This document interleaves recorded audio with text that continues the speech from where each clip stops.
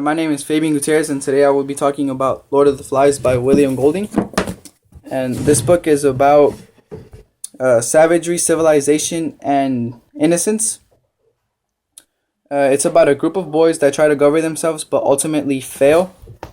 Ralph blows the conch shell, which is a symbol for their civilization. And Ralph is one of the oldest boys that lands.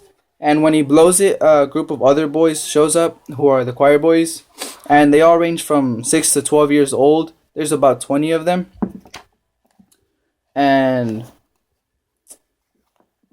Jack was the leader of the choir boys, but they vote Ralph to be the leader, the chief. And so, but Ralph feels bad, so he makes Jack the leader of the choir boys, who ultimately become the hunters, and they hunt pigs, but they're really bad at it. The boys are scared of the beastie, which doesn't really exist. It's supposedly a monster on the island. And so, but Ralph just kind of blows it off and says that they need to build a fire for passing ships so they can be rescued. He also starts to build shelters while Jack hunts.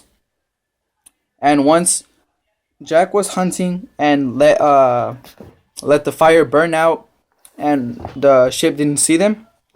So even though he killed the pig, he really messed up, which kind of starts tension between the two of them, since they're both kind of the leaders.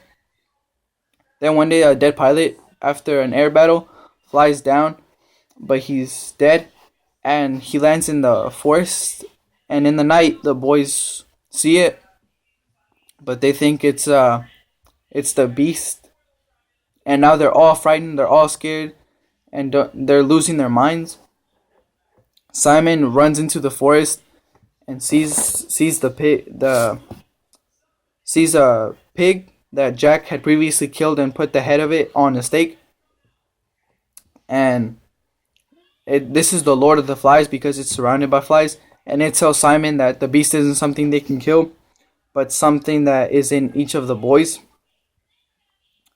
So Simon goes and sees the parachuter in broad daylight. So he goes off to tell the boys, but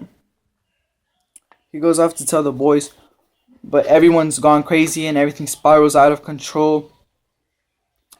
There's basically no rules, especially after the conch shell breaks, which is pretty much the end of their civilization.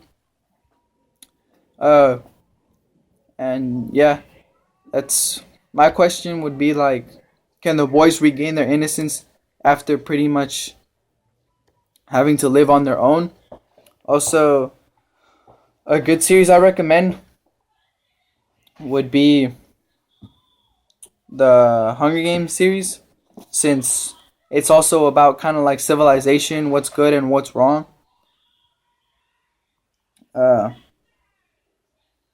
Now I'm gonna read an excerpt from the book. Oh, I really enjoyed the book because it's a creative theme and scenario. Here's the excerpt. Simon looked up, feeling the weight of his wet hair, and gazed up at the sky. Up there, for once, were clouds.